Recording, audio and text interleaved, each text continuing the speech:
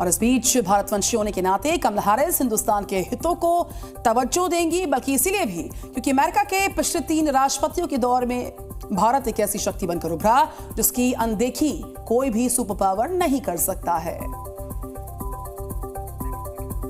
America ही नहीं, कमला Harris को लेकर भारत में कितना उत्साह है, इसकी तस्दीक ये तस्वीरें कर रही हैं। ये तमिलनाडु में कमला हैरिस का पुश्तैनी गांव थुलेसेंद्रपुरम है, जहां वोटिंग के दौरान से ही ऐसे पोस्टर लगे। जहां तक कमला हैरिस का सवाल है तो अमेरिका के भारतवंशी समुदाय से उनका एक खास कनेक्शन माना जाता है। इसी चुनाव के तमाम सर्वे में भारतीय मूल के लोगों का रुझान कमला हैरिस के पक्ष में दिखाई दिया।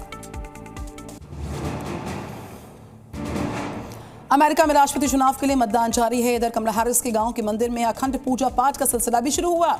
इस अनुष्ठान में कमला हैरिस के राष्ट्रपति बनने के लिए प्रार्थनाओं का दौर तेज है। ये तो गांव की बेटी से इमोशनल कनेक्शन हुआ है, लेकिन देश के लिए देश के तौर पर अगर देख लें तो जानकार कहते हैं कि कमला हैरिस का राष्ट्रपति बनना कई लिहाज से बेहतर साबित हो सकता है, खासतौर पर H-1B वीजा को लेकर रवैया, जिसके जरिए अमेरिका में भारतीयों को काम करने का परमिट मिलता है। कमला हैरिस प्रेसिडेंशियल डिबेट के बाद कई चुनावी सर्वेक्षणों में ट्रंप से लीड लेती हुई बताई गई। हालांकि ओपिनियन पोल बता रहे हैं कि दोनों प्रत्याशियों के बीच बहुत कड़ा मुकाबला है। हालांकि डोनाल्ड ट्रंप ये लगातार दावा करते रहे हैं कि इस चुनाव में जीत के साथ वो अमेरिका ही नहीं पूरी दुनिया का शक्ति संतुलन ठीक करने वाले हैं। उनके रहते ना कोई युद्ध हुआ है और ना ही कोई तनाव। उनकी जीत के साथ दुनिया में शांति का वही दौर लौटने वाला है।